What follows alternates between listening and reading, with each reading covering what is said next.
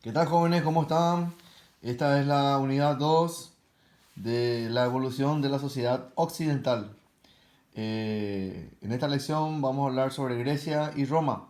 Las competencias se sitúan en el tiempo al que pertenece a través del reconocimiento de los procesos que configuran la realidad histórica paraguaya, americana y mundial. Se sitúa en el espacio al que pertenece a través del reconocimiento de los factores que inciden en la configuración de la realidad geográfica paraguaya, americana y mundial. Capacidad. Describe el proceso de la evolución histórica de la sociedad occidental. Contenido. Grecia y Roma. Muy bien. Hablando de lo que es Grecia, es el imperio que vamos a comenzar a hablar. Hablamos un poquitito de lo que es la historia en sí, desde sus inicios. Sabemos que Grecia nace en la isla de Creta. El pueblo griego es una mezcla de pueblos aqueos, jonios, eolios y pueblos indoeuropeos. También la religión griega estaba muy vinculada a la creencia politeísta y también a los seres antropomórficos. Algunas deidades griegas son Zeus, Hermes, Poseidón, Hestia, Ares y Hades. En la parte política, Grecia, las características comunes de esta cultura, por ejemplo, tenían polis o ciudades que estaban edificadas en lugares estratégicos y protegidas bajo ciertos rituales, en este caso, inclusive a los sacrificios humanos. Estaban las polis y las acrópolis. Con el tiempo, la población griega fue aumentando y eso trajo consigo una situación de crisis. Algunas características políticas en Atenas, que es, digamos, parte de lo que sería Grecia, en el aspecto de la cuestión de la representación, la cuna de la democracia, se redactaron las leyes escritas, según la ley del Solón, se suprimió la aristocracia por herencia por la aristocracia del dinero.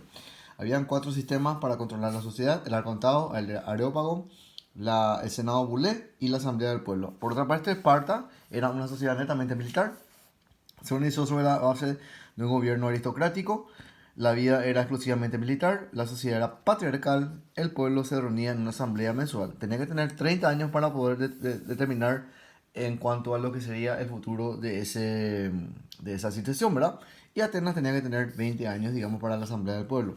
En cuanto a lo que era la arte, la filosofía y la ciencia, Grecia tuvo sus aportes, ¿verdad? Como, por ejemplo, Platón, Sócrates, Sófocles, Demóstenes, ¿verdad? Entre otros hombres que impulsaron el raciocinio sobre, digamos, la existencia.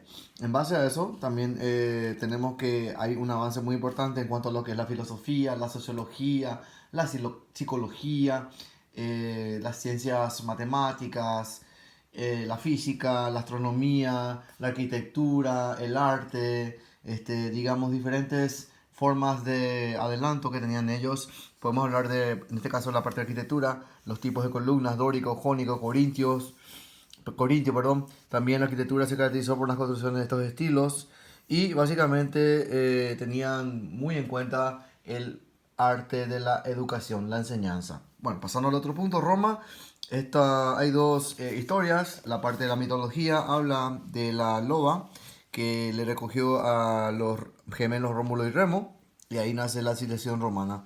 Y digamos, históricamente se comienza a entender de que Roma es un conjunto de pueblos que dieron inicio a esta civilización. El caso de los que serían los sabinos, latinos, umbros, samitas, oscos y los italiotas. Bueno, Roma tuvo tres sistemas políticos: la monarquía, la república y el imperio. La monarquía constituida por el rey. Ahí durante la monarquía gobernó el rey, tenían ciertas funciones judiciales, estaba el Senado y la Asamblea. Los poderes en ese momento eran el rey, el Senado y la Asamblea. La República ya es el siguiente paso, se organizaban en poderes el Senado, la Asamblea, los comicios y los cónsules. Solo los patricios aspiraban al Senado y las magistraturas, los plebeyos se encontraban excluidos de la vida política de todo tipo de esas formas de control, digamos. Hay que recordar que los patricios eran personas que tenían mayor poder económico, estaban, digamos, tenían acceso a la educación, sin embargo, los plebeyos no lo tenían. Bueno, tenemos las magistraturas, el sumo pontificado, la censura, pretura, cuestura, prefectura y el mandato militar. Así se organizaba Roma dentro de lo que era la monarquía y básicamente posteriormente la República. Luego tenemos lo que sería el Imperio de la Conquista, que se inicia, digamos, bajo la República, ya en la última parte. En ese momento también la construcción de grandes monumentos, puentes, caminos, teatros, ¿verdad? Y esa inspiración básicamente se basó en el imperio griego.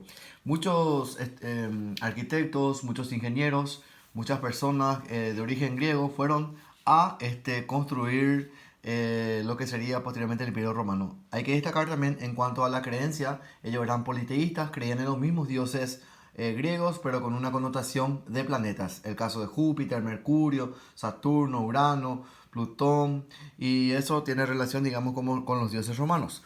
Bueno, el imperio ya fue la última parte. El emperador, digamos, en este caso fue Augusto, ¿no? Augusto era el título que tenía el emperador. Y básicamente con los sucesores de Augusto, Roma llegó a su máxima extensión, alcanzando Europa, Asia y norte de África. Ya se fue ampliando el imperio romano. Y esto en esos trajines, ¿verdad? En ese tiempo se fue también ampliando los caminos de una manera en la cual todos conectaban a Roma. Por eso la frase, todos los caminos conectan a Roma. Los ediles eran encargados de embellecer la ciudad. Las ciudades tenían un alto grado de urbanización. En toda Roma se construyeron templos, teatros, mansiones de familias patricias y los muebles eran esculpidos de acuerdo con los intereses y escudos de las familias.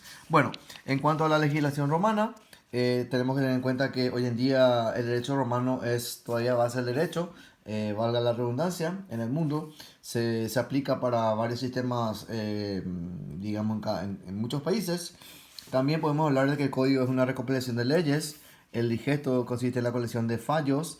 Las institutas eran un manual para los estudiantes de derecho y las novelas o leyes fueron recopiladas con posterioridad al código. En ese tiempo, en el año cero, hace 2020 años, aparece el cristianismo en plena etapa del Imperio Romano. Sabemos que durante el reinado del emperador Tiberio, en ese tiempo se proclamó, digamos, el nacimiento de Jesucristo, ¿verdad? La ciudad de Belén. Sabemos que posteriormente a toda esa historia, la historia de la Biblia, para la redundancia, se cuenta a partir de los 30 años de Jesucristo, ¿verdad? Sabemos que él se crió en una familia judía, su padre era carpintero y la madre, digamos, se encargaba de los enseres de la casa. Sabemos que María le concibió a Jesucristo virgen y básicamente desde ahí nace el cristianismo, ¿verdad? Se cuenta de los 30 años hasta los 33 que estuvo él haciendo una enseñanza con los valores y principios sobre el cristianismo, valga la redundancia. Bueno, entonces, Poncio Pilatos fue aquel hombre que le había juzgado a Jesucristo, o por lo menos había dictaminado que el pueblo juzgue. Él se lavó las manos dándole esa responsabilidad al pueblo. Y al final fueron los fariseos y los saduceos quienes le condenaron a Jesucristo.